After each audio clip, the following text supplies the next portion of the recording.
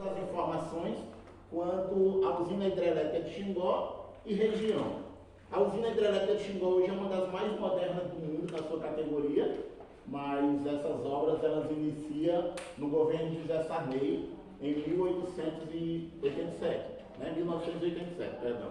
E em 94, 7 anos depois, essa parte civil já estava pronta. Daí então eles colocam a primeira turbina para operar. Em 95, a segunda e a terceira. Em 94, a quinta, né? A quarta e a quinta. E em 96, em 97, a última. Por quê? Você teria a usina mais moderna do mundo. A última usina localizada em São Francisco, a maior obra do Nordeste e a usina mais barata que a Chesf construiu na sua história. Quando a gente associa tecnologia, modernidade com barateamento, é difícil de que a gente entenda, concorda? Mas a usina hidrelétrica de Xingó, ela está localizada no final do QEM, entre os estados de Alagoas e Sergipe.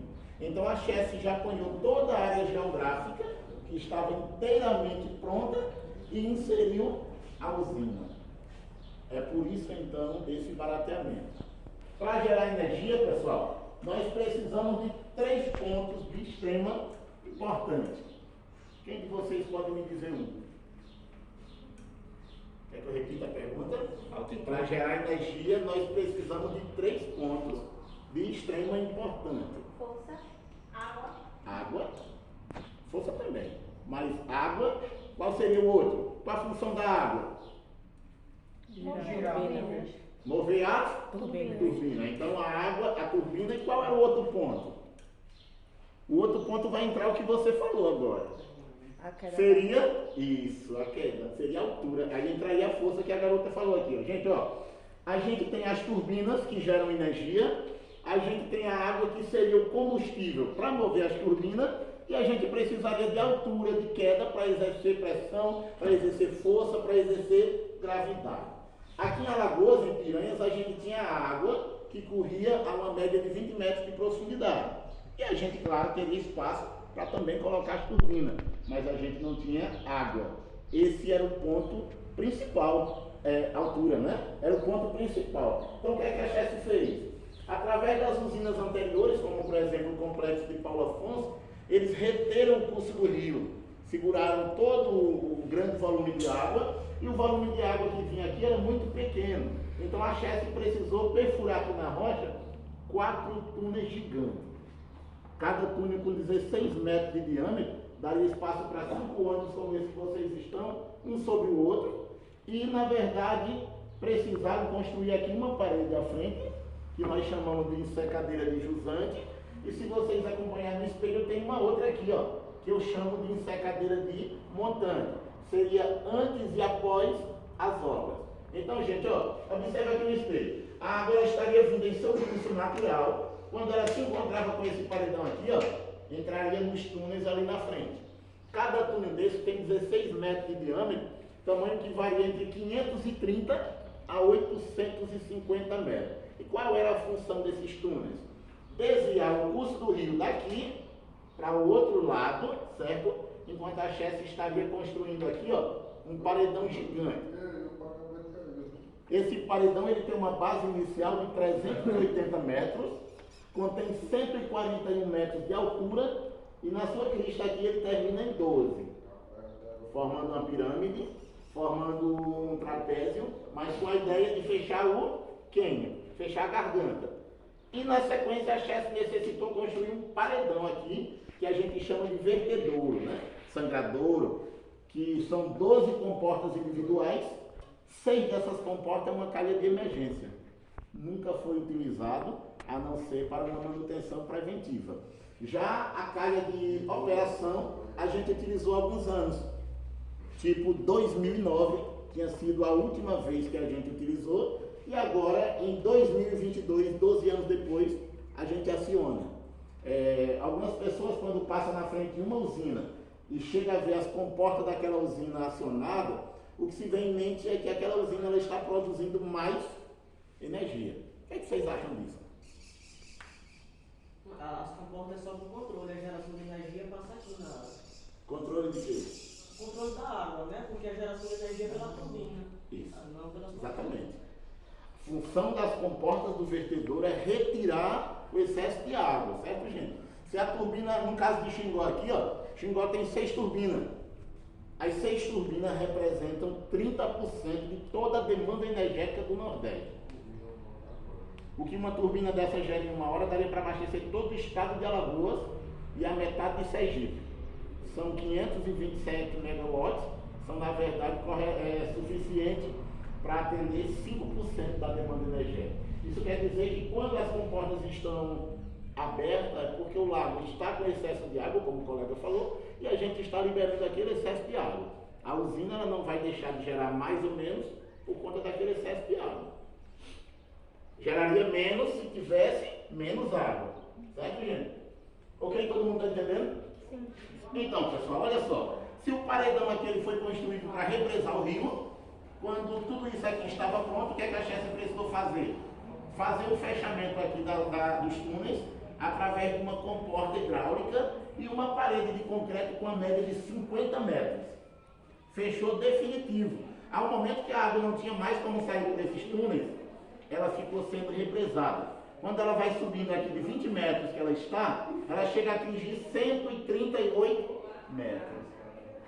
E esse paredão aqui de trás, ele vai cair, né, com a própria força da água que já estava planejada. É tanto, gente, que tanto essa parede aqui, ó, como essa outra, elas não continham cimento. Era só pedra e terra. Então, a ideia era só desviar o curso do rio. Quando tudo isso estava subindo aqui a água, esse paredão ele cai. Então, aqui se atinge uma cota de 138 metros. Para qual finalidade? Para a água que está aqui a 138, ó, vir aqui sobre uma montanha na minha direita e esquerda de vocês, uma altura de 20 metros. O que nós não tínhamos lá em Alagoas, que era a altura, a queda, a gente tinha aqui em Sergipe, ó.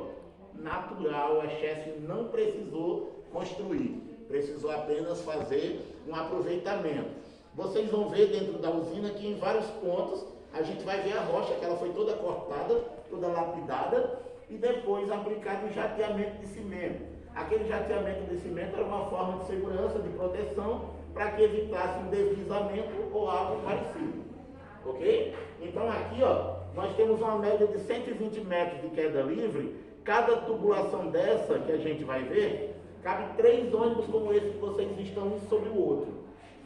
São 9,5 metros de diâmetro e a ideia de cada tubulação dessa aqui, ó, é estar ligada a uma turbina. A turbina ela contém 26 metros de altura e ela pesa 1.700.000 quilos. Geram 527 megawatts. A gente falou agora há pouco que a função da água é mover as turbinas, correto? Então aqui eu vou ter o quê? 500 mil litros de água por segundo. Isso quer dizer que 500 caixas de 1.000 litros de água descem em cada tubulação dessa a cada 1 segundo. A 120 metros de queda e a uma velocidade de 140 km por hora.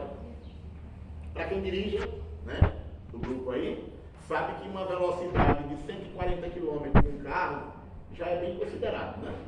Imagine a água caindo, um volume de 500 mil litros de água a 140 km por hora. A pressão que ela ia formar é tão grande que a água vai fazer a turbina, que pesa 1.700.000 quilos, girar em 109 vezes a cada 1 minuto. É o famoso RPM que a gente chama, né? Rotação por minuto. Então a água vai descer aqui, gente, ó. Chegando aqui, ela vai provocar o giro das turbinas, gerar energia, e esse mesmo volume de água sai para fazer o controle do Rio São Francisco. Não sei se vocês têm esse conhecimento, mas o maior consumidor de energia do país são as indústrias, né? A gente tem um feriado como um feriado prolongado de 3, 4 dias, muitas indústrias param, o consumo de energia reduz, né? Se a gente reduz o consumo de energia, automaticamente a água vai diminuir ao chegar no São Francisco, já que toda a água que gera as turbinas são a água que vai. Por exemplo, nesse momento, nós estamos no horário de consumo razoável. Observamos aqui, ó, as lâmpadas apagadas, né? automaticamente a gente chega no quarto, a gente pode ligar um ar-condicionado ou um ventilador, mas as energias, as lâmpadas possivelmente vão estar sempre fechadas. A partir das 17 horas da noite, aí esse quadro muda, porque a gente vai ter que utilizar lâmpadas, vai ter que usar ar-condicionado e outras coisas mais que utilizam o consumo de energia. Aí a gente necessita gerar mais energia. Quando a gente gera mais energia, a gente tem mais água e vai para o rio. Tipo agora, vocês saem daqui com o professor, vocês vão chegar lá no rio, o rio vai ter um volume X. Aí o colega aqui, ó, pega essa sandália dele, deixa aqui, ó. Daqui a pouco a água pode subir e levar o calçado dele. Isso vai ocorrer justamente pelo aumento de consumo de energia, automaticamente o volume de água vai aumentar. Ok, gente? Quando a gente chega aqui, ó, na casa de força da usina hidrelétrica de Xingó, a turbina, ela gera uma proporção de 18.000 volts de energia. Quando ela chega aqui acima, ó, nós temos um banco de transformadores elevadores, onde essa energia ela vai ser modificada. Ela vai deixar de ser gerada em 18.000 e transformada em 500.000. Aqui ela chega na subestação de distribuição de energia. A função da CHESF é gerar e transmitir energia elétrica, apenas isso. Algumas pessoas acreditam que a CHESF gera energia e manda para a casa da gente. A gente todo mês recebe aquele contra-chequezinho bacana, né? Que a gente tem que pagar, por quê? Porque as concessionárias são assim chamadas, as empresas que compram energia CHESF e depois eles botam ali um valor absurdo acima do que a gente consome, né? E nos vendem. Quanto mais a gente deixa o ar-condicionado ligado, quanto mais a gente utiliza a máquina de lavar, quanto mais a gente utiliza a geladeira. Vocês já prestaram atenção que a geladeira nova hoje ela vem com um controle de consumo de energia? Sim. Gera menos, né? Aí a gente liga uma geladeira antiga e corre lá para frente do contador da energia para a gente ver a porrada de giro que ele não dá, não é isso? Porque é que as os freezers hoje dos supermercados, eles vêm com a porta de vidro, exatamente para evitar que a gente esteja abrindo a toda hora. Ali a gente vai estar vendo o produto que a gente quer, se é um leite, se é um queijo, uma margarina, que por sua vez a maioria dos supermercados já coloca o preço ali. Então quando a gente vai abrir apenas para apanhar. Certo? Ok? Alguém pergunta? Eu queria saber um aspecto negativo da construção da hidrelétrica. Cara, uma usina como essa aqui, ó, ela tem vários aspectos. Tem impactos sociais e ambientais. Muitos, né? Mas a usina hidrelétrica de Xingó, em sua construção, os impactos foram totalmente minimizados. Por quê? Porque a CHESF, ao contrário de outras usinas hidrelétricas, que diversas famílias, diversas cidades são relocadas, né? Xingó já estava pronto. O curso do rio ele seguia naturalmente. Então a CHESF só fez o quê? Colocar ali o paredão e represar o rio. Então nós tivemos apenas 18 famílias que foram relocadas e a cidade de Canindé, que está no alto, elas foram também relocadas, mas por medida de segurança. Não é que a cidade chegou a submergir. Né? Então os impactos, tanto sociais quanto ambiental aqui, foi muito pouco. Mas a gente nunca vai dizer que não acontece. Porque hoje você vai fazer uma reforma na sua casa, aí você construiu uma parede ali, que você quando construiu aquela parede, você fez ali tipo um mural, alguma coisa, e você ali almejava ali algo que lhe recordasse de alguma lembrança boa. Aí quando você vai tirar dali, já é um passo, né? Então isso acontece sempre. Ok, pessoal, mais alguém? O paredão foi feito à base de quê?